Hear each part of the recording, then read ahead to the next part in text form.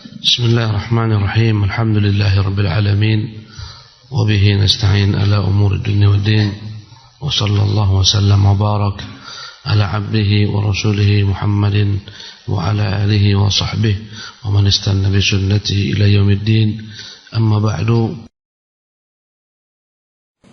ثم إن السمع المضاف إلى الله عز وجل ينقسم إلى قسمين. Sifat mendengar yang disandarkan kepada Allah, artinya Allah mendengar, pendengaran Allah. Ya, pendengaran Allah itu dari sisi kandungan maknanya. Apa maknanya Allah mendengar? Mendengar Allah itu apa maknanya? Dibagi ulama menjadi dua bagian. Al-awwal, yang pertama, sami'a sam'un yata'allaqu bil masmu'at. Pendengaran Allah yang berkaitan dengan segala sesuatu yang dapat didengar. Fayakunu ma'nahu idrakus saut, maka makna kalimat pendengaran Allah di sini, Allah Subhanahu wa taala mendengar segala suara, segala rintihan dengan segala bahasa, segala hajat dan seterusnya. Ini makna yang pertama, Allah mendengar suara. Apapun suara Allah mendengarnya.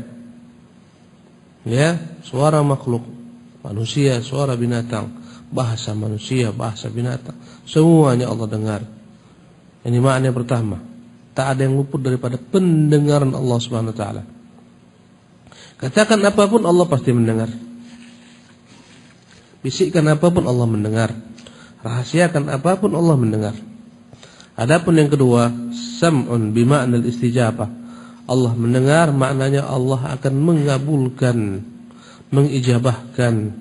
Ay annahu subhanahu yujibu man da'a. Maksudnya bahwasanya Allah mendengar dan mengabulkan doa orang-orang yang berdoa kepadanya. Jadi yang pertama hanya sekedar mendengar apapun juga, perkataan manusia, makhluk, binatang. Yang kedua akan memberikan ijabah kepada orang-orang yang minta kepadanya. Ya. Ini yang kedua. Wa minhu qawluhu, di antaranya Allah berfirman, Inna Rabbi lasami'ud du'a. Sungguh benar-benar Tuhanku Maha mendengar dengan segala macam doa-doa hamba. Ini makna yang kedua, mendengar dalam pengertian akan mengijabahi, mengabulkan permintaan mereka. Tentunya akan dikabulkan Allah doa-doa kita jika terpenuhi syarat-syaratnya. Dijauhi segala macam penghalang-penghalang tak diterimanya doa. Ya, di antara syarat doa harus khusyuk. Allah tak menerima doa dari orang yang hatinya lalai. Mungkin banyak doa kita tak dikabulkan Allah karena lalai hati kita, tidak fokus meminta. Bayangkan kalau antum saja minta kepada seorang tapi tidak fokus, ya, akan ditolak permintaan antum. Ya, antum bawa proposal, lemparkan proposal ini Pak, baca sendiri nih Pak. Orang tidak akan melirik. Antum cuek, tak peduli. Ya, berbeda dengan seorang meminta, memelas, ya, mengharap, merintih, tolonglah akhi, tolong, tak punya anak uang lagi nih, kantongku udah bolong ini, kosong, tolonglah, nanti ku ganti minggu depan. Cobalah akhi, berilah saya. Diberi. Itu pada manusia. Bagaimana dengan Allah? Walillahil mathalul a'la. Allah lebih sempurna daripada apa yang kita sebutkan antara makhluknya. Jadi ada penghalang doa. Apa dia? Hati tak khusyuk. Ya. Yang kedua, tidak yakin Allah akan kabulkan doanya. Sementara Allah Jalla wa Ala mengatakan dalam hadis qudsinya, Ana inda dhanni 'abdi bi. Aku itu ada pada prasangka hambaku padaku. Andai kata dia berprasangka baik padaku, aku seperti itu. Maka banyak-banyaklah kita berhusnudzan, berkeyakinan Allah akan memberi kita rezeki, Allah akan memberikan kepada kita kebaikan, membentangkan bagi kita jalan-jalan kebaikan. Berprasangka baiklah selalu kepada Allah, yakinlah. Kadang-kadang orang berdoa tapi tak yakin, ya Allah mudahkan aku pergi haji. Mulutnya, hatinya cuma mau pergi haji, uang tak ada. Ya, hidup pun Senin Kamis. hutang di mana-mana, tak mungkin aku bisa pergi haji. Itulah dia prasangka buruk. Banyak orang yang pergi haji tanpa uang. Percaya? Subhanallah. Jadi harus ada yakin, al-yakin. Berprasangka baiklah kepada Tuhanmu ketika engkau berdoa. Dan engkau yakini Allah akan kabulkan doamu. Ya. Dan kau harus tahu juga bahwa doa tersebut pasti dikabulkan. Tapi apa yang kita minta tak harus Allah berikan itu. Kadang kita minta A diberikan B karena B lebih baik daripada A. Ya Allah, aku minta si Zainab. Diberi Allah Fatimah. Ternyata Fatimah lebih baik daripada Zainab. Ini contohnya. Kita minta, ya Allah, aku mau A, mau ini, mau ini. Tak diberikan yang itu. Jadi Allah akan kabulkan terkadang tidak apa yang kita minta, tapi yang lebih baik daripadanya. Ya, atau yang semisalnya tapi bukan dia. Kadang-kadang Allah tak kabulkan di dunia ini, disiapkan untuk kita kelak di akhirat sana. Subhanallah, ya Allah, usiaku sudah lewat kepala 3, tak ada pangeran datang melamarku, ya Allah. Ya Rabb, datangkan. Tak datang di dunia. Di mana? Di akhirat. Pasti dikabulkan, yakin. Ya. Yang ketiga, syarat doa agar Allah kabulkan, selalu ulang-ulangi doa tersebut. Nabi mengajarkan kita untuk mengulang-ulangi doa. Sekali, 2 kali, 3 kali. Dan jangan pernah bosan. Dan jangan pernah mengatakan da'autu falam yustajab li. Udah lama aku berdoa bertahun-tahun tak juga dikabulkan. Ya, maka terus berusaha berdoa, terus meminta, terus berprasangka baik kepada Allah Jalla wa'ala. Keempat, memilih tempat-tempat yang mustajab dan waktu-waktu yang mustajab. Antara azan dan iqamah, ketika sujud, ketika tahiyat, ketika tawaf, ketika sa'i, ketika haji, ketika di Arafat. Ya, ketika malam hari, ya, di tengah malam, sepertiga malam terakhir, ya, ketika musafir dan semacamnya. Ya, minta Allah pada tempat-tempat yang mustajab. Kita saja di dunia ini minta itu harus pada tempat yang pas. Kalau orang sedang sibuk kau minta, enggak diterginya. Tak dipedulikan. Tunggu waktu yang pas, tunggu waktu yang dia sedang memang, ya, fokus. Ini manusia. Demikian Allah Jalla wa'ala. Dan tentunya Allah lebih sempurna. Mintalah pada waktu-waktu yang diijabahkan Allah Subhanahu wa ta'ala. Ini syarat-syarat doa yang dikabulkan Allah Subhanahu wa ta'ala.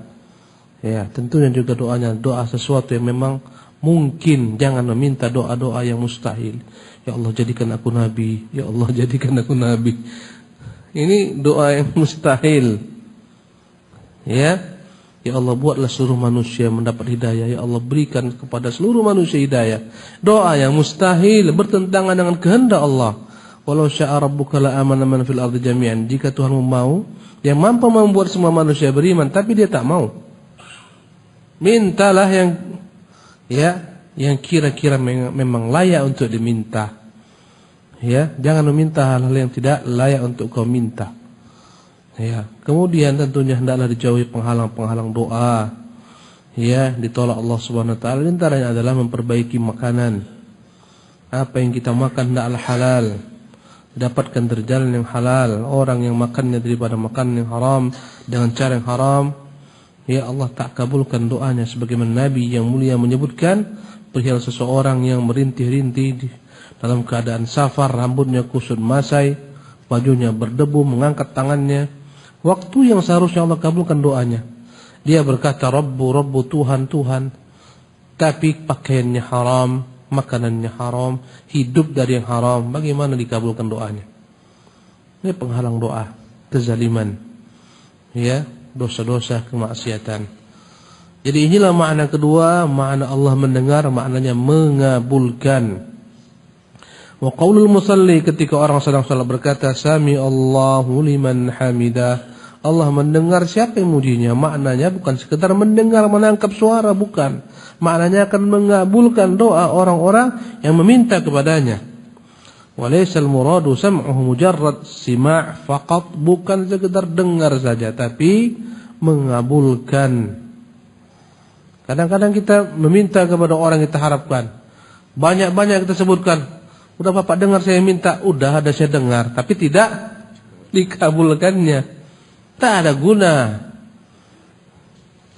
Wasam'u alladhi bima'na idrak as-saut yanqasim ila thalathati aqsam. Dan pendengaran Allah atau Allah mendengar yang tadi kita sebutkan pertama maknanya adalah dia mendengarkan segala macam bentuk suara. Pendengaran yang jenis pertama ini terbagi 3 dari sisi maknanya. Pertama, ma yaqsidu bit tahdid. Ya, Allah mendengar dalam pengertian hati-hati. Ancaman untukmu ini, jangan sembarang. Allah dengar apa yang kau katakan nih. Siap-siap kau dengan resikonya yang akan kau dapatkan. Bukan Allah tak mendengar. Ini makna pertama, tahdid. Kaqouli ta'ala, di antaranya firman Allah Subhanahu wa taala, am yahsabuna anna la nasma'u sirrahum wa najwahum. Apakah mereka mengira kami tak mendengar bisik-bisik mereka dan apa mereka rahasiakan?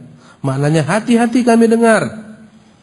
Siaplah dengan hukuman, konsekuensi apa yang kalian katakan, yang kalian rahasiakan.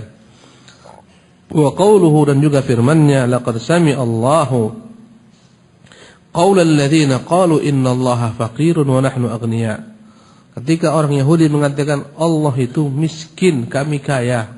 Yahudi bilang, kenapa Allah miskin? Dalam kitab kalian Muhammad banyak Allah minta-minta bantuan, pinjam uang kepada kalian. Man dzalladzi yuqridullaha qardan hasana. Siapakah yang meminjamkan kepada Allah pinjaman yang baik? Menunjukkan Allah kurang, miskin. Kami tak pernah minjam-minjam, kami kaya. Inilah ungkapan kaum Yahudi. Maka Allah berkata, laqad, sungguh benar-benar, sami Allahu, Allah mendengar qaulal ladzina qalu, perkataan orang-orang yang mengatakan innallaha faqir. Sesungguhnya Allah kikir, wa nahnu aghnia, kami yang kaya. Sesungguhnya Allah fakir, kami yang kaya. Ya. Ini makna pertama dalam pengertian ancaman. Yang kedua, الثاني ما يقصد به التعييد. Asani, adapun makna Allah mendengarkan suara. Yang kedua adalah maksudnya Allah Jalla wa'ala mendengarkan apa yang diucapkan oleh hamba-hambanya, apa yang mereka ucapkan dalam berdakwah. Allah mendengar dan Allah akan perkuat mereka dalam dakwah tersebut, karena Allah tak pernah lalai. Kaqaulihi ta'ala li Musa wa Harun, sebagaimana Allah berkata kepada Musa dan Harun, innani ma'akuma. Wahai Harun, wahai Musa, jangan takut, aku bersama kalian berdua. Asma'u ara, aku melihat kalian berdua dan aku mendengarkan kalian berdua. Maknanya, engkau berdua dalam pantauanku, ku dengar, ku lihat, jangan takut, aku bersama kalian. Ini adalah makna yang kedua, ta'yid. Jadi tak perlu kita takut dalam berdakwah. Allah bersama kita, Allah mendengarkan apa yang kita serukan, dan Allah melihat. Arada subhanahu an yu'ayyida Musa wa Haruna bidzikri kauni ma'ahuma yasma'u yara. Allah ingatkan Musa Harun, jangan takut, pergi saja kepada Firaun. Aku melihat kedudukan kalian berdua, di mana kalian berdua, apa yang kalian berdua katakan. Aku lihat, aku pantau, dalam pengertian aku akan senantiasa bersama kalian. Tak pernah akan lepas daripada kontrolku, jangan khawatir. Ini makna yang kedua. Adapun makna Allah mendengar yang ketiga, ya, ma yaqsidu bihi bayan al-ihatah. Maksudnya Allah meliputi segala sesuatu, ilmunya meliputi segala sesuatu, dan mendengarkan segala sesuatu. Tak ada yang lepas daripada pantauan Allah. Segala makhluk, ya, perbincangan makhluk, perkataan makhluk. Kaqaulihi, sebagaimana Allah berfirman, qad sami'a Allahu qaulal lati tujadiluka fi zawjiha. Benar-benar Allah telah mendengar perkataan wanita yang mengadukan perihal suaminya, ya, kepadamu wahai Muhammad. Wa tashtaki ila Allah, dia mengeluhkan kepada Allah perihal suaminya. Wallahu yasma'u tahawarukuma, sungguh Allah mendengarkan perbincangan kalian berdua. Innallaha sami'un basir, sungguhnya Allah Maha mendengar lagi Maha melihat. Maka makna yang ketiga ini, Allah meliputi segala pembicaraan manusia, tak ada yang lepas daripada pantauan Allah Jalla wa'ala. Andai kata dari hamba-hambanya yang beriman, Allah akan bantu hamba-hambanya, ya, Allah kuatkan mereka, tolong mereka. Ya, andai kata orang-orang kufar berbisik-bisik, orang munafik, orang-orang jahat, segala macam mereka buat, Allah mendengar dalam bentuk ancaman bagi mereka, siap-siap dengan risikonya. Ya, inilah 3 makna dalam makna Allah Subhanahu wa taala mendengarkan suara segala macam makhluknya.